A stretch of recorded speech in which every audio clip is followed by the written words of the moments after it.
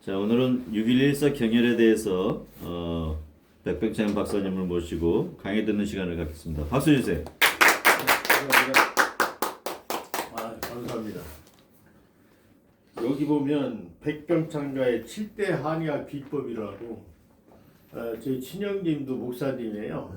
그래서 이제 배수를 따지다 보니까 증조할아버지 얼굴도 못 본 사람들이 어떻게 몇 대 할아버지인지 몰랐어요. 그래서 족보를 살펴보니까 백강한 할아버지는 15대였고 백동수 할아버지는 8대조였고 또 그래서 이걸 약을 짓다가 백병창가의 7대 한의학 비법이라고 이제 이게 책을 쓰게 된 거예요. 이게 1권이고 이게 2권입니다. 요 1권에는 우리 아버지도 젊어서 급성맹장에 걸렸거든요. 그리고 이 책에 나옵니다.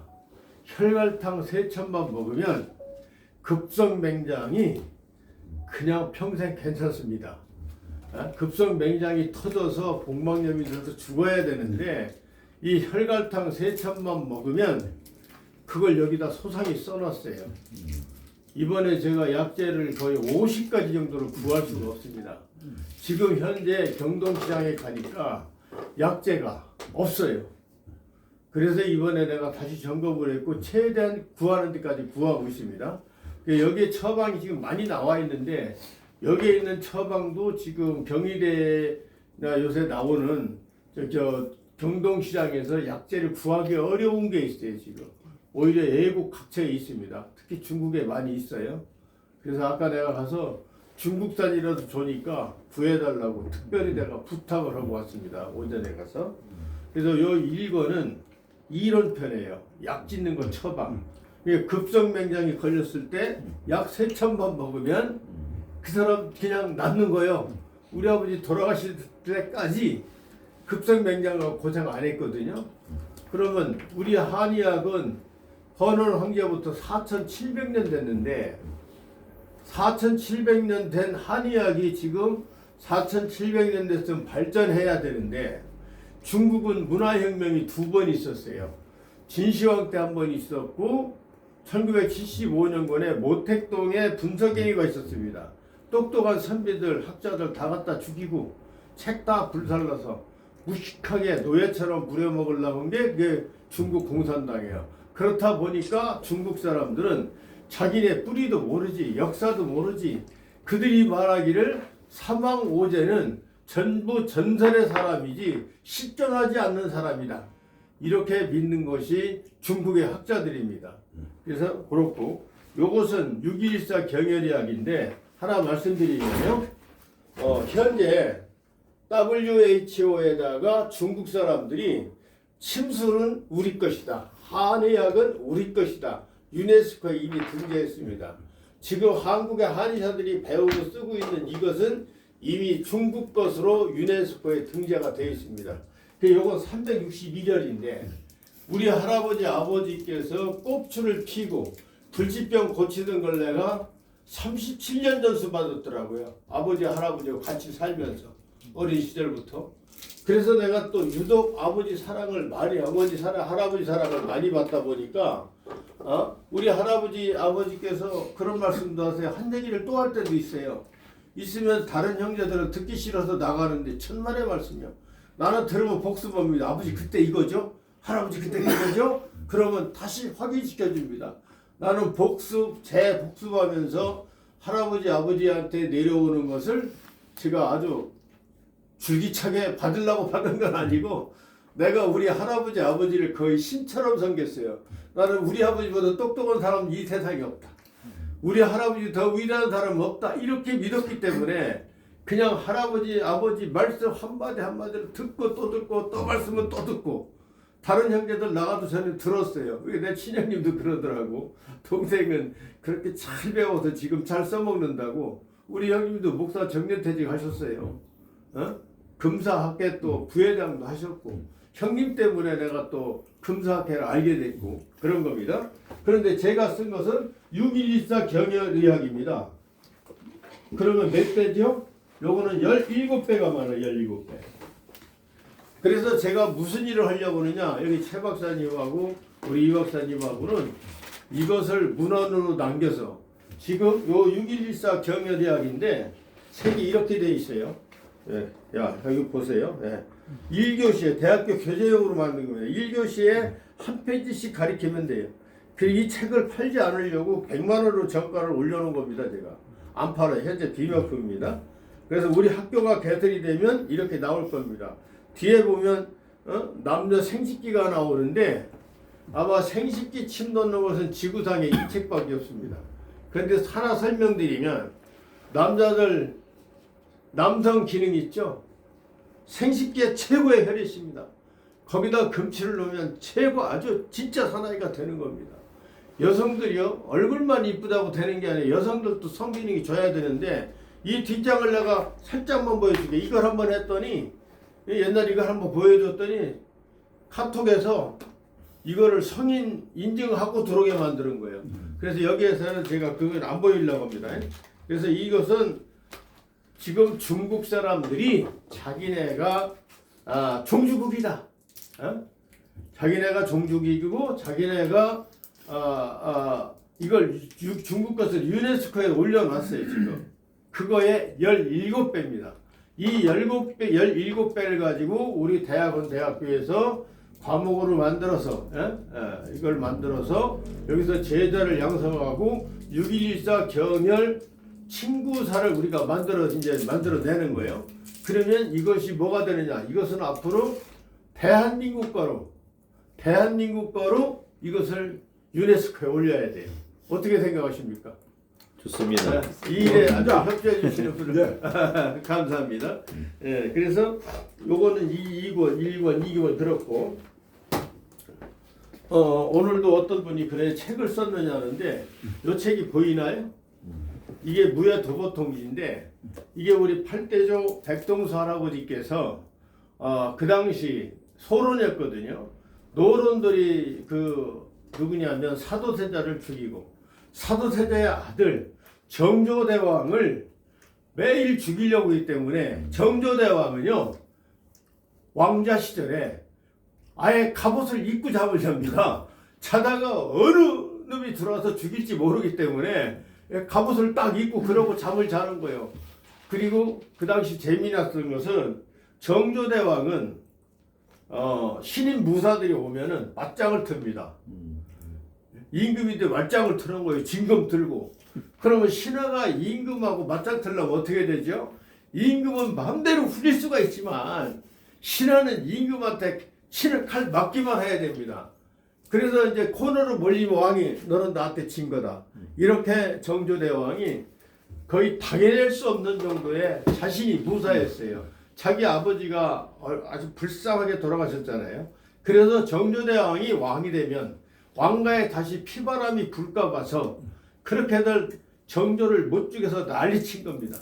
그래서 정조대왕이 그 당시에 이제 그야말로 문무를 그러니까 박재관이 뭐 이동구 같은 대학자들 송중경이니 뭐 박지원 같은 엄청난 대학자들하고 백동수 할아버지하고 무사들이 그때는 붓을 든 무사하고 칼을 든 무사들이 함께 술을 먹고 시를 논하고 이런 정도의 그때 가장 아주 우리나라가 평탄한 시절이 있었습니다. 그래서 이 여기 무예도보통지를 보면은 여기에 지금 이게 혹시 보이나요? 지금 책이 이렇게 되어 있습니다. 여기다 한번 이렇게 쭉 띄어쓰기도 없이 떠놓고 그림을 이렇게 그려놨어요. 요 그림이 뭐로 보이세요? 병신같이 나왔죠? 이게 병신입니까? 그리고 여기 무사들 보면 전부 배가 나왔죠? 요걸 하나하나 풀어서 이 동작을 제가 만들어낸 겁니다. 이걸. 요것은 이제 조금 이따 말씀드리는데 그래서 이것이 이렇게 아무것도 아닌 것 같은데 이것이 바로 뭐냐 좌우 고고 좌우 후고 심작 향후 작 이렇게 나오거든요. 이게 뭐냐면 이렇게 되게 앞으로만 치잖아요. 이건 그게 아니에요. 그냥 이렇게 딱 있다가 앞으로 하나만 뒤로 막 치고 나가는 거야. 뒤로 앞으로 막 치고 나가는 겁니다. 그러니까 이렇게 여기 보면은 조선의 특공대 부술 여기 무예 도보통지는 정조대왕이 자필로 썼어요. 자필로 쓰고 이것을 그 이덕무 비서실장인 이덕무도 전준희 씨예요. 이덕무한테 야 우리 대한민국을 지킬 수 있는 군대 무술을 만들어라. 그래서 이덕무 비서실장이 이걸 받았는데 이덕무 비서실장의 처남이 누구냐면 그분이 백동수요. 백동수 할아버지가 어떤 분이냐? 눈을 가리고 떨어지는 꽃잎을 베는 신기의 무사예요. 나도 이순희 장군을 칼 써가지고서 세계 기록을 받았지만 그 정도가 아니라 이 할아버지는 그냥 아예 눈을 가린 상태로 하늘에서 떨어지는 꽃잎을 베. 그 다음에 갈대 있죠. 갈대를 흔들리는 갈대를 창으로 찍어서 쪼개. 말이 돼요? 그래서 백동수 할아버지를 모셔다가 야 이 책을 써라 그렇게 된 거예요. 그때 대통령 비서가 누구냐면 박재가예요. 박재가라는 사람이 백동수 할아버지보다 7살인가 6살 아래예요. 그래서 이분이 이제 백동수 할아버지한테 무술을 배워가지고 지금 선천에 가면 춘장대 있거든요. 춘장대에서 무과 시험에 박재가가 장원급제합니다. 그리고 우리 신라 때만 보더라도 그 유명한 분 있죠. 그때 그 최지봉 선생 따님도 우리 할머니요. 그 최지봉 선생 따님 할머니가 우리 할아버지를 낳았는데 16인가 14살 4살에 문과 장원급제를 했어요. 그런 분이 마지막 벼슬이 뭔지 아세요? 상장군이었습니다. 상장군. 고려시대는 무관을 엄청나게 높였어요. 그런데 이제 무신 정권이 이제 고려가 있었기 때문에 태조 이성계는 무관들에게 이제 권력을 안 주려고 그래서 또 그랬던 거예요.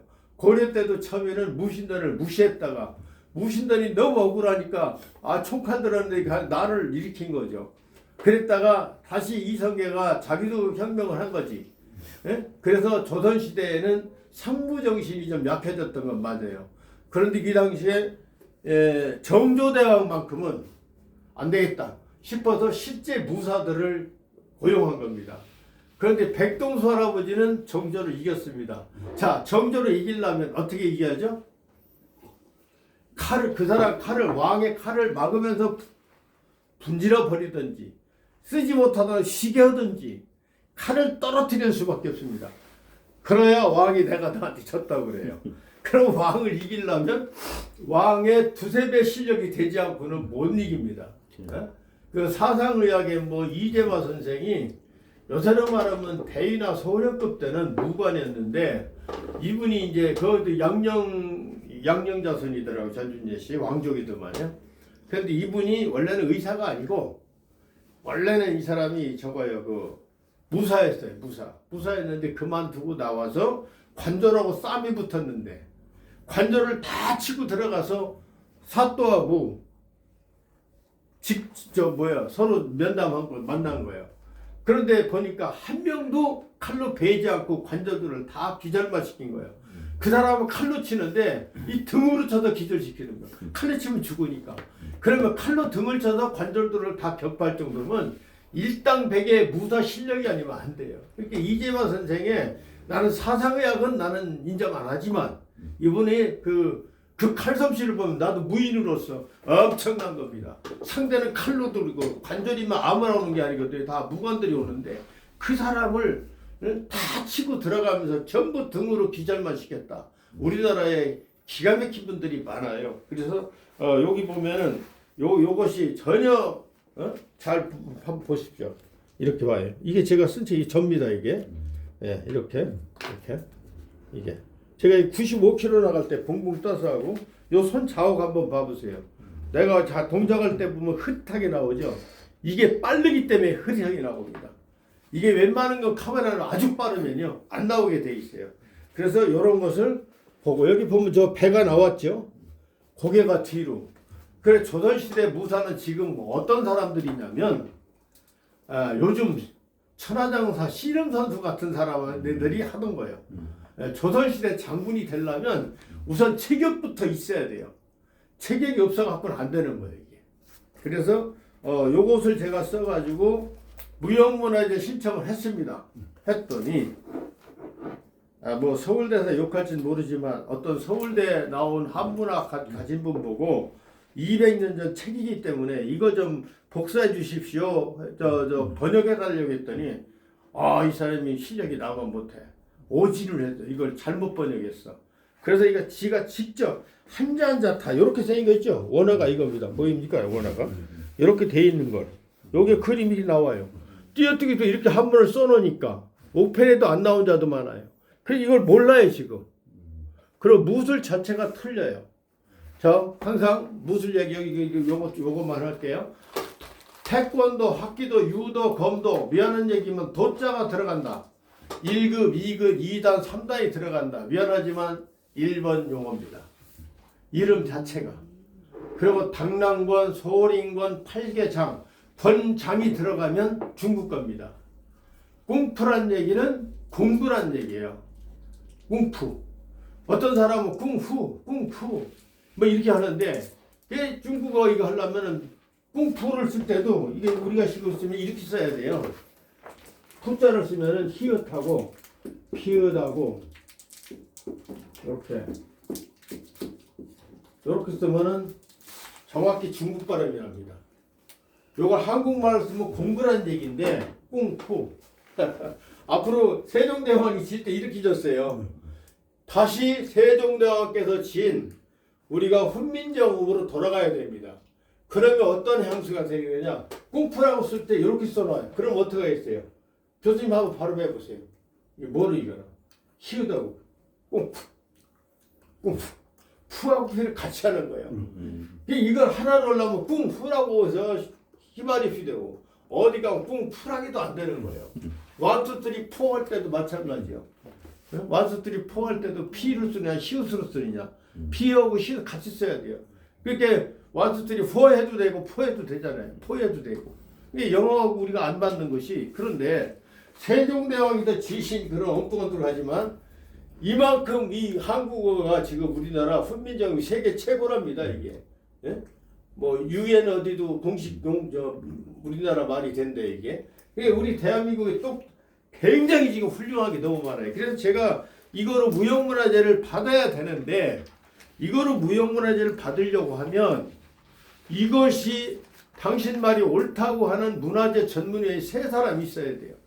그래서 세 사람이 있어서 만나봤더니 미안한 얘기지만 한문을 몰라. 그냥 엉뚱한 소리만 하는 거예요. 그렇다고 무술도 몰라.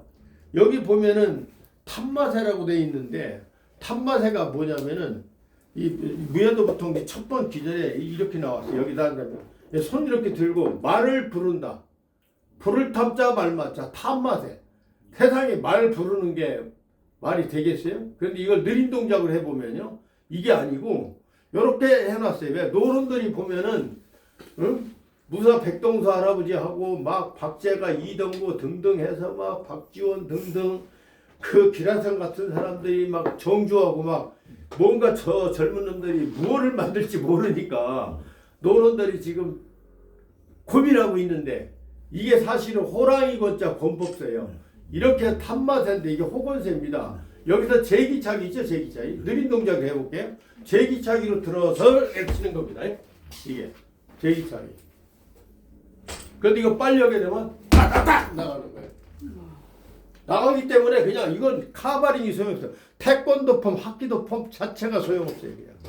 그리고 여기서 이렇게 손이 내려서 찢어버리기 때문에 여기 우리 형님 부자 누구 유철기라고 엄청난 쌀 새가 가지고 다니는 사람을 태권도 교관 출신인데 목사들이 우리 형님한테 젊어서 맞았어요.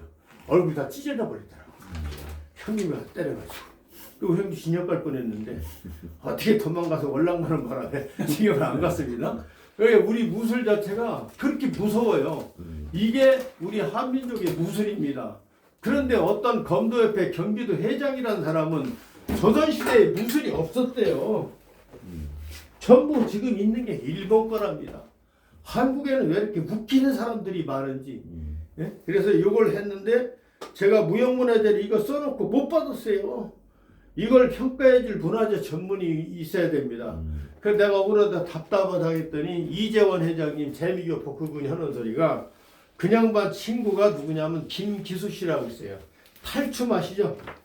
탈춤 무형문화재예요. 그런데 이분이 처음에 이걸 배워가지고 무형문화재 신청을 하니까 문화재 전문위원이 없는 거예요. 그래서 개인 연수를 몇 년간 해가지고 이 사람들이 다행히 문화재의 세 사람이 됐어요. 이게 자기가 제자를 길러서 제자가 무형문화재 전문위원이 돼가지고 제자한테 무형문화재를 받은 것이 그게 김기수 씨예요. 그래서 나도 이걸 하려고 10년간 거의 다 서울대 출신들 유명한 분들에게 가르쳤어요. 서울대 출신 의사도 있고 뭐 행정고시 고급 그런 공무원들로 다 가르쳤는데 내가 너무 나이 많이 먹은 분들을 가르치니까 이게 별 효과가 없어요. 네? 그 10년이나 3년이면 저 천재들한테 가르치면 다 배우겠지?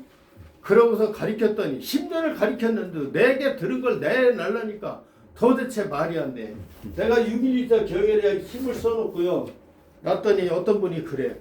이 많은 혈자리를 다 아느냐? 아니 내가 책을 썼는데 나 만일도 더 쓴다. 이것은 내가 의과대학 만들면 학생들을 가르칠 용으로 1교시에 한 편씩만 가르치면 돼요.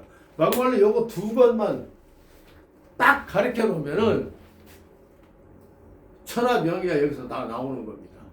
그래서 6.114 경혈의학이 뭔지 그 다음에 오늘 한번 어떤 분이 물어요.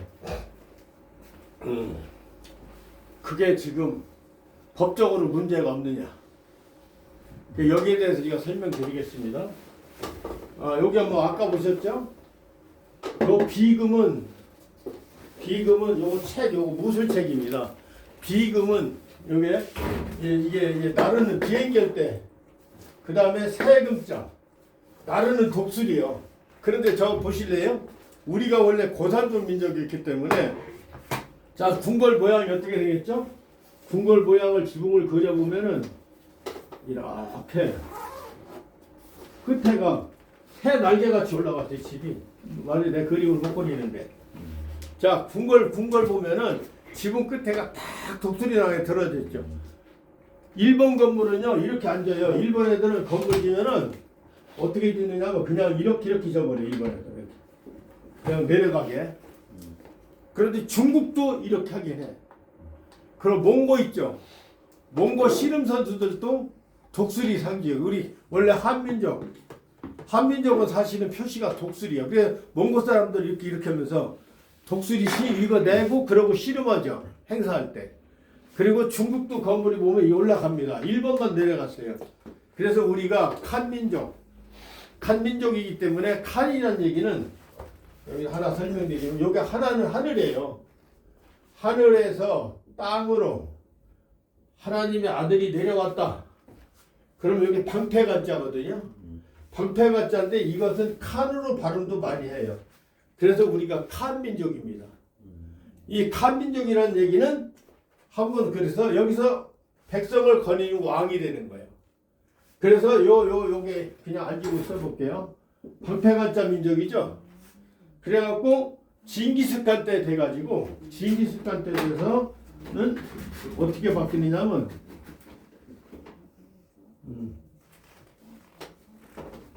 요것이 이제 칸민족 아닙니까? 그리고 징기스칸 때는 이게 따만자로 바뀌어요. 그리고 대원군 시대에는 우리가 멸시, 나릴, 멸시, 그 다음에 이렇게 한자를 쓰잖아요. 한. 예? 그래서 나는 이 한자를 할아버지한테 어떻게 배웠느냐. 요 태양이 위리 10개, 아래리 10개. 그럼 태양이 몇 개? 20개죠. 태양이 20개 얼마나 커요. 그래서 할아버지 말씀에 요 한자는 왜 우리가 한민족이냐. 이 한자는 태양이 위리 10개, 아래리 10개이기 때문에 큰 대자보다 더 큰 자, 클 태자보다 더 큰 자, 클 거보다 더 큰 자. 그렇게 아주 큰 한자다. 아주 크다 이거 아주 크다. 그래서 우리가 한민족이에요. 고종 황제 때 이렇게 해서 한민족 만들어 놓은 거예요. 혹시 누구야 그 징기스칸의 이름 혹시 아세요? 징기스칸. 칸. 네, 제가 여기다 써볼게요.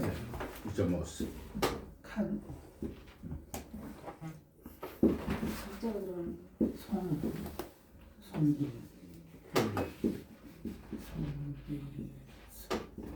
성길신 성길사, 생각사. 상이 아니에요 저게? 응? 성길 상이 아닌가? 사. 아, 성길사 성길사. 한이 따만자야. 응? 요게. 그게 성길 저기서 이 징기스칸이 우리 한국 발음으로 하면 요건데 저 나라 발음으로 하면 이게 길이 기가 되고 스가 돼요.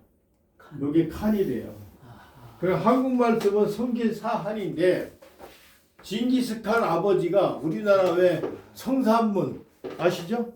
성산문 그 성씨요.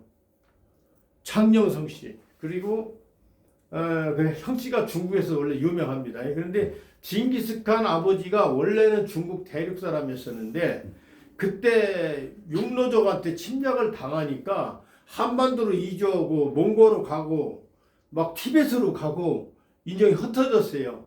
그래서 이제 한반도로 온 게 우리란 말이에요. 그게 중국 본토가 대륙 본토가 우리 땅이었는데 그 당시 난이 있어서 살기 위해서 자꾸 한반도로 몽골로 이렇게 한 거예요. 그래서 이 징기스칸이 성씨인데 성은 이름성 성이고 이름이 길사예요. 칸이 뭐냐? 칸이 요게 이제 하늘의 씨가 땅으로 내렸다는 뜻이기 때문에 이걸 갖다가 이렇게 천자라고 하는 거예요. 천자족. 우리 민족이 천자족이에요. 그런데 굳이 어떤 사람 요즘 하는 사람들 천선족이라고 쓸데없는 소리를 하는지 모르겠어요. 그러면 내 아들은 천고선족이라고 하고 그 밑은 놈은 뭐 이렇게 해야 되겠어요? 천자족이면 그냥 끝나는 거예요. 그냥 천자족. 이게 BC 8937년 전에 반고한인 당군께서 나는 하늘의 씨가 땅으로 내려왔다. 그래서 천자족이고 그 민족을 갖다가 칸민족이라고 불렀던 거예요. 징기스칸 때는 따만자로 바뀌었고 고종황제 때 이거로 바뀐 겁니다. 그래서 어떻게 보면 고종황제가 참 멋있는 양반이에요. 대한 제국이다. 스스로 자칭 황제국이 됐잖아요. 그걸 지키질 못한 아쉬움이 있어서 그렇지 참 이분은 대단한 겁니다. 그래서 그렇고 요 헌원 황제 이분은 이 책을 우리나라 세계 최초의 의서를 쓰신 분이 헌원 황제예요. 그때 나온 게 360일이었는데 우리 수원백시 제일 꼭대기 할아버지가 헌원 황제입니다. 내가 어느 대학원에서 공부를 하는데 누구라고 말 안 하겠습니다. 이 교수님이 갖다 쓰려는데 헌원 황제를 갖다 이렇게 누르왕자 임금제자를 쓰지 않고 이게 균형자 티끌 원자거든요. 이렇게 써야 되는데 헌원 황제 이렇게 써놓는 거예요. 거기다 대고 한문은요 얼마큼 문제가 있느냐 보세요. 10변에다 이렇게 세금 쓴 거 이걸 중국 사람들은 침이라고 해요. 그런데 이거의 본뜻은 바늘침입니다. 바늘침. 여기 침자를 쓰려면은 그 함자를 쓰고 해야 돼. 이거 분명히 한문에는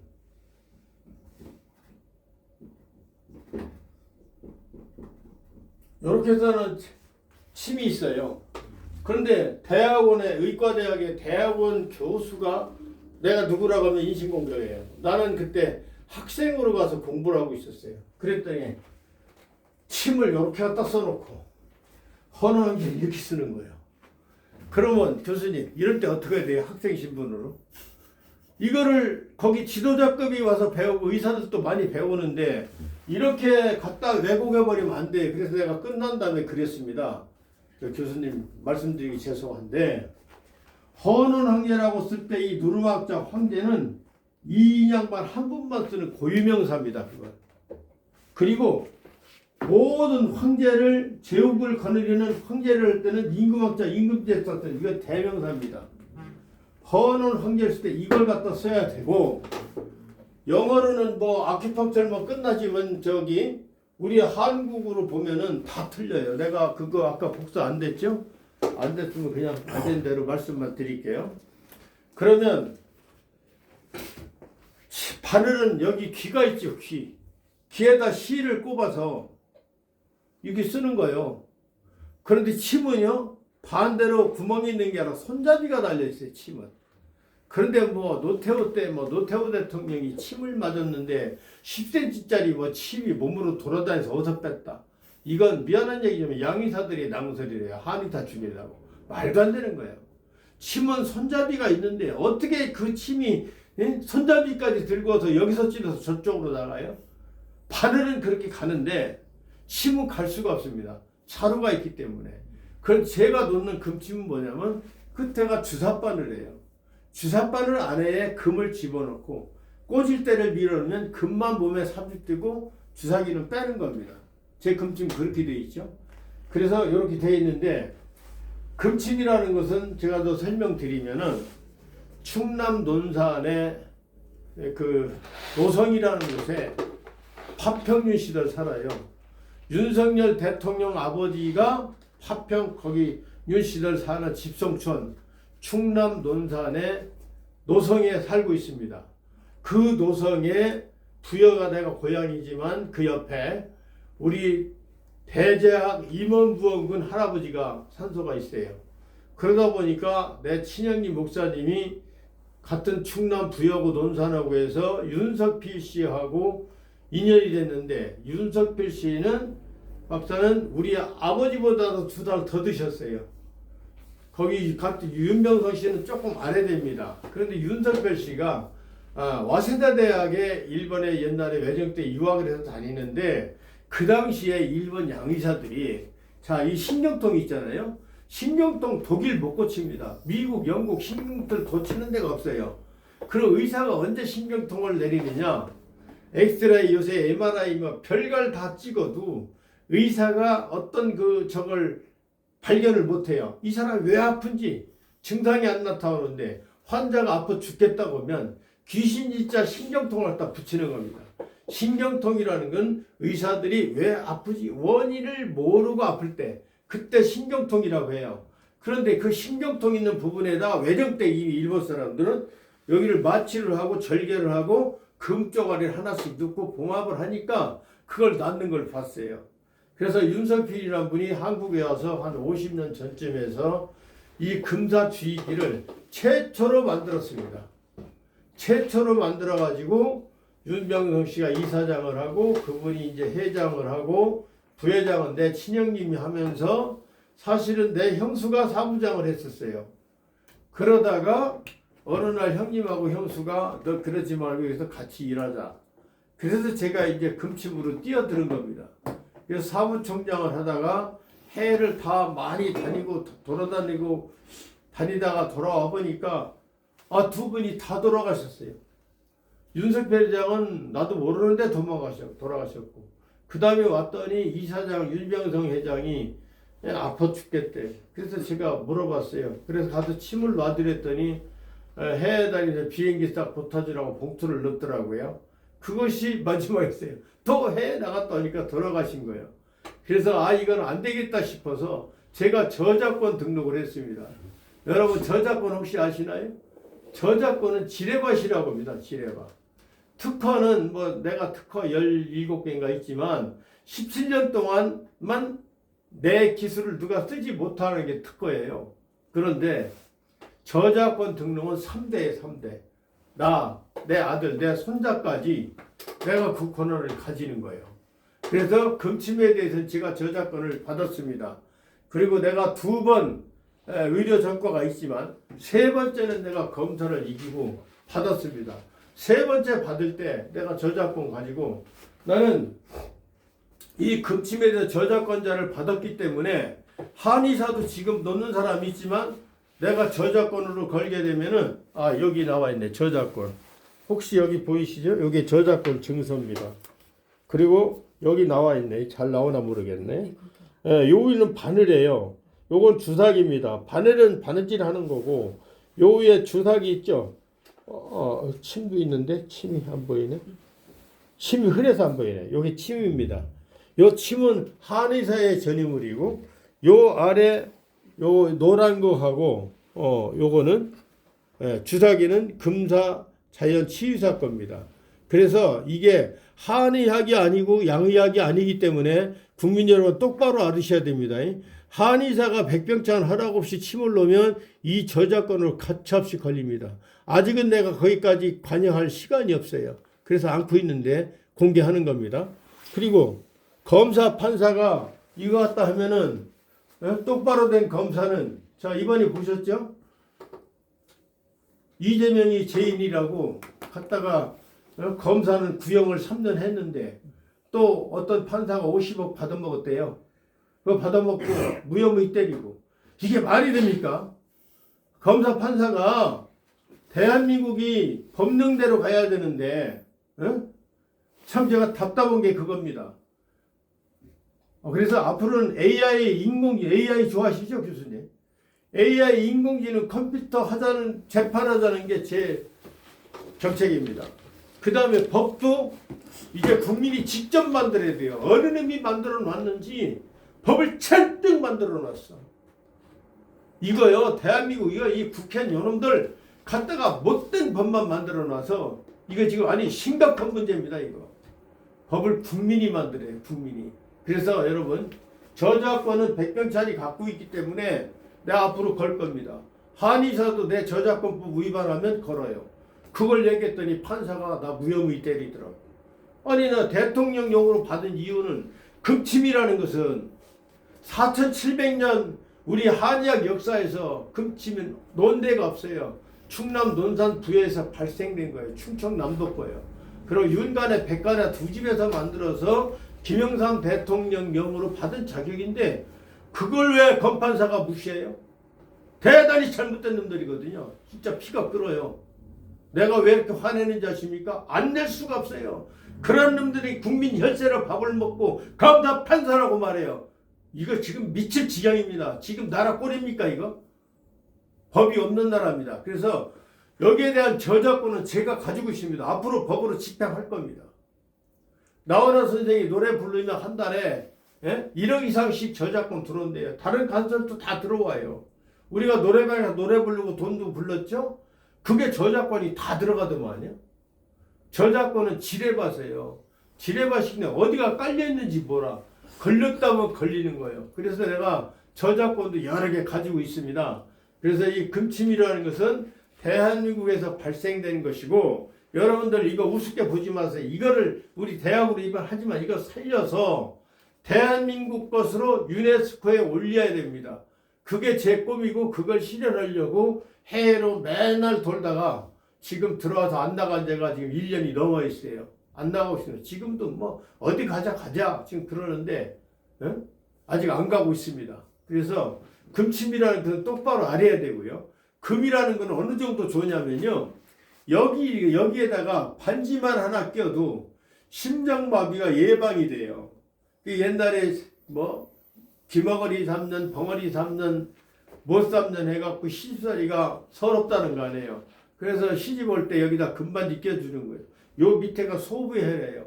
이 소부혈에다가 금침 2대만 놓으면 내가 충남 복싱연맹 주치의를 한 1년 한 적이 있어요.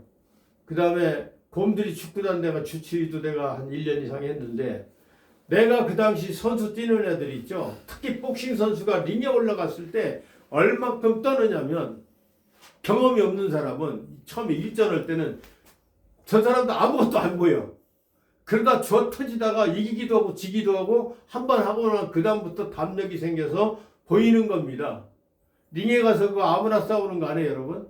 다 긴장하는 거예요. 바로 코앞에 놓고 서로 그냥 죽기 살기를 쳐박는 게 쉬운 거 같죠? 쉬운 게 아니에요 그게. 더 올라갈수록 상대도 센 거예요. 내 주먹도 된 상대가 더 세. 이래서 이 권투선수들이 겁을 먹는데 그 당시 그런 일이 있어요. 내가 손댄 사람은 링에 올라가면 펄펄 뛴다고 그랬어요. 물론 내 아들도 15kg 더 나간 애들까지 KO로 완전히 이겨버렸어요. 복싱 선수가 15kg 더 나간 사람 이길 수 있는 줄 아십니까? 내 아들이 실제했어요. 54kg 반타급인데 처음에 60kg 시켰는데 맞아서 기절해버렸어요. 그 다음에 메달 한번 땄어요. 학생체전에서. 그 다음에 뭐라 그러냐. 너는 별명이 대포인데 학생들이 자꾸 이게 KO가 되고 이렇게 되면 문제가 된다. 그런 얘는 대포니까 응? 급수를 올리자. 그래서 15km 더 나가는 놈하고 붙였어요. 그런데도 우리 거기서까지 이기고 얘가 금메달 땄습니다. 그런데 얘를 출전을 안 시키려고 감독들이 얼마나 그냥 가서 구보를 시켰던지 중학생이 발바닥에서 물이 잡히도록 무슨 군대 특수훈련입니까? 그뿐 아니라 걔들 열 몇 명이 집단으로 다 도망갔어요. 그대로 우리 아들이 절대로 복싱 안 하겠대. 그래서 지금 전도사하고 있습니다. 지금 내 대를 잊질 않아요. 저는 속이 답답한 게 한두 가지가 아닙니다. 대한민국이 나는 벌써 무형문화재를 이리 주든 저리 주든 줬어야 될 사람인데 문화재 위원이 한문을 모르는데 어떡할 겁니까? 이거 제가 솔직히 그렇습니다. 내가 병 고치잖아요. 그러면 대한민국 바로 됐으면 노벨상 주려고 추대해야 되는데 전화 와가지고 그거 불법 아닙니까? 뭐 침놔도 되는 겁니까? 그래요? 그렇게 불법 아닌 거 찾고 싶으면 80%가 불치병 걸린 사람들 다 병원에 가서 못 고치다 죽으십시오. 그럼. 사람을 그냥 주시쉽게 고쳐내는데 왜 그렇게들 바보 소리 하는지 모르겠습니다. 저는 이거 얘기하다 보면 흥분될 수밖에 없는데 이 더러운 제도는 빨리빨리 고쳐야 됩니다. 올바른 사람이 나와야 돼요. 지금 나라도 뭐 탄핵이니 뭐니 시끄러운데 어떻든 간에 대한민국이 김정은이 생각대로 가서는 안 됩니다. 북한 진영대로 가서는 안 돼요. 저는 누가 욕해도 이 얘기는 분명히 합니다. 그리고 부정선거 바로 잡아야 됩니다. 제가 쓸데없는 얘기 같지만 저는 반대입니다.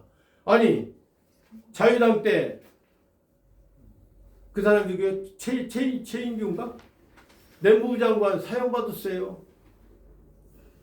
그리고 이규봉이가 자기 아버지까지 있어서 다 죽어버렸어요.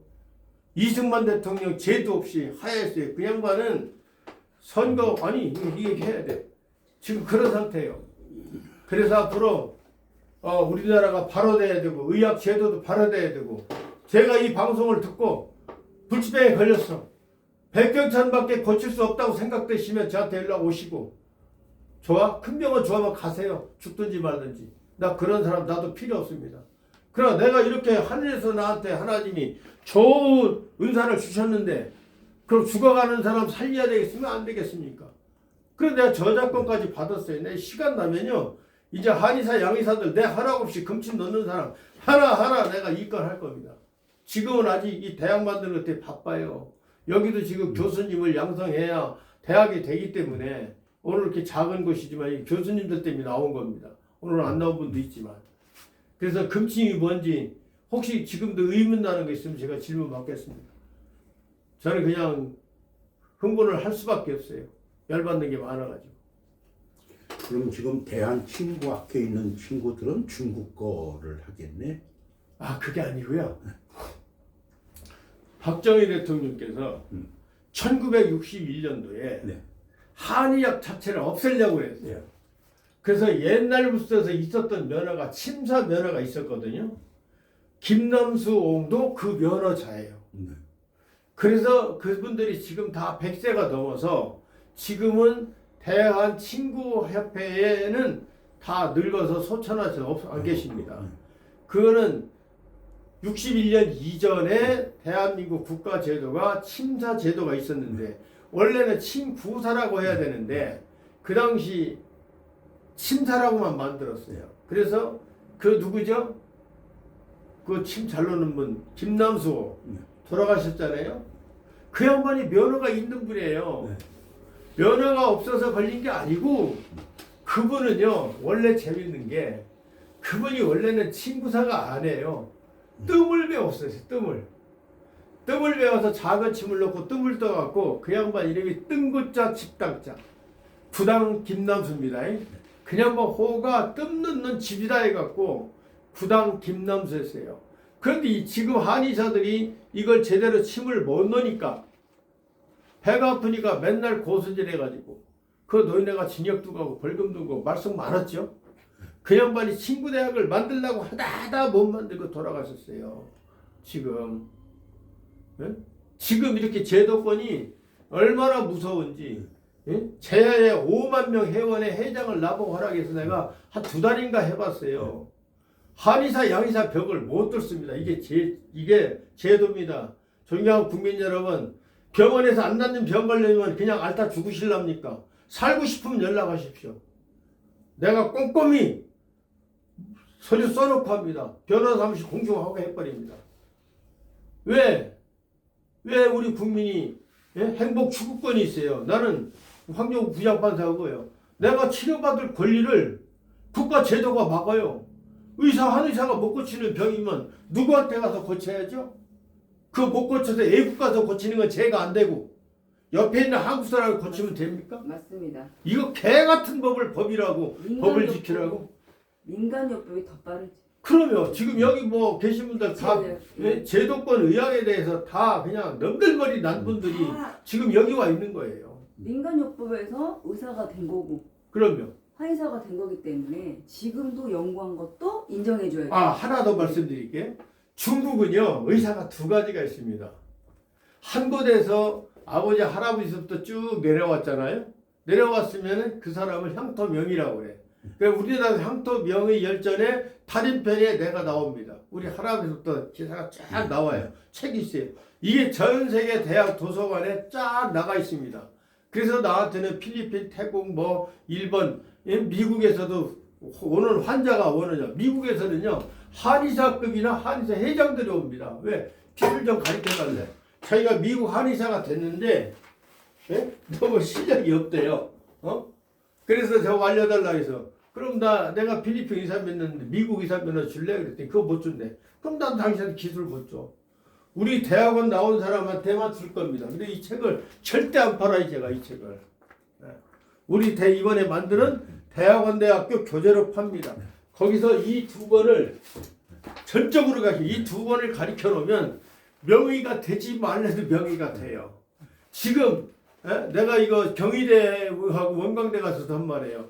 나를 3학년 입학시켜준다고 하는데 가서 책을 쌓더라고. 그래서 내가 그랬어요. 이 책 가르쳐 놓으면 병신된다. 6년 공부하고 나가서 삔 다리 하나도 못 고친다. 한의원에 업고 가면 어떻게 하는 줄 아세요? 침 맞고 업고 온 사람이 업고 가. 그러려면 뭐더러 침 맞고 약 적어요? 침은요. 내가 그 배구대회 축구대회에 내 주치의로 많이 나갔거든요. 나는 지금 축구하다 다쳤다. 배구하다 다치면 그 자리에서 침 나가고 바로 필드로 보냅니다. 가서 뛰십시오. 그게 주치의요. 한방은 이렇게 빠른데 지금 병도 못 고치는 의사들한테 생명 맡기겠습니까? 한의 의사들이요. 미안한 얘기지만 일반인보다도 왜 명이 10년 짧아요? 자기보다 10년 못 사는 사람한테 우리 건강을 맡기면 되겠습니까? 그런데 이 금침은요. 왜 넣느냐? 하나 더 설명드리면요. 요게 소상열이라고 폐열입니다. 요게 폐열이에요. 기침을 내가 심하게 할 경우에 여기다 침 2대만 꼽아도요. 폐에 키가 생겨서 기침이 멈춰집니다. 그런데 침을 빼면은 효과가 떨어져요. 여기다 금을 하나씩 집어넣으면 나는 몰라요. 맞고 그냥 일상생활을 하는데 얘 금이 죽는 날까지 계속해서 폐를 자극하기 때문에 폐활량이 좋아지는 거예요. 폐활량이 좋아지면 어떻게 돼요? 머리가 맑아지죠. 피가 맑아지죠.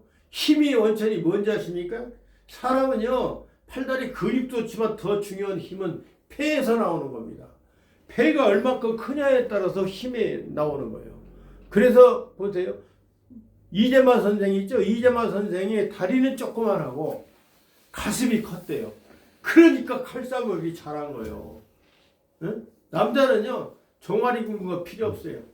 순수 자연 금침이기 때문에 그럼. 가능한 거잖아요. 그럼. 자연 금침이만 가능한 거잖아요. 그러면. 일반 침은 잠깐이지만 금침이기 때문에 순수한 어르신 금침이기 때문에 말씀이에요. 100년까지도 가고 예, 자기 그래서 수완까지. 예. 예. 금이 여기 들어있어서 자연 금침. 나는 뭐 내가 8,000대 맞았다면 그러겠지만 8,000대 맞다 보니까 나이를 지금 거꾸로 먹고 있어요. 실제 거꾸로 먹어. 아주 몸도 가볍고 힘이 아직도 넘쳐요 그냥. 8,000대 채웠습니다 내가. 뭐 1억 몇 대가 내가 평생 내가 몸이 안 좋을 때마다 맞아요. 무조건 맞는 건 아니고 내가 뭐 장수. 내일도 새벽부터 해서 우리 목포까지 강행군을 해야 돼요. 새벽에 나갔다 밤늦게 돌아와야 될 그런 일이 있어요 지금. 장수금침 맞으셨다고 하셨는데. 장수금침은 그러셔서 그러신가 보다. 왜 하느냐면 저보다 침 훨씬 못 넣는 사람이 돈을 더 벌니다. 뭐냐면 장수금침이 있어요. 장수금침은 뭐냐면 돈을 1억을 내고 그냥 매주 가서 맞는 거예요. 오늘은 폐, 또 대장포배, 모부배, 안 오장, 아파도. 네, 이렇게 그렇게 맞아놓으면 누가 맞느냐? 병이 있는 사람은 그렇게 안 맞아요. 병이 없고 내가 돈도 많은데 금침의 효과를 알아. 그래 1억 정도 쓰고 내 몸을 업그레이드해서 내가 젊게 살면 되지. 예? 그래서 저는 무병장수를 제가 꿈꾸고 있고 이번에 이제 대학원 여기에